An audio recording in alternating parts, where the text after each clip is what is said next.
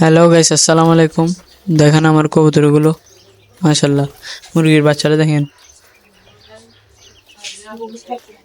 আমার এই কবুতরটা আজকে বাচ্চা তোলার কথা দেখে দিয়েছে নাকি, দেখেন মাশাল্লাহ একটা দিছে, আরেকটা হয়তো কালকে দিবে।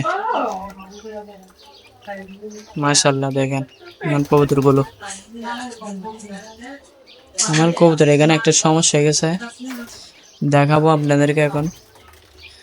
আমার এই কবুতরটা আর এটা ডিম দিছিল, বাচ্চা তোলার পর তার 2 দিন পরে কাকে নিয়ে গেছে দেখেন।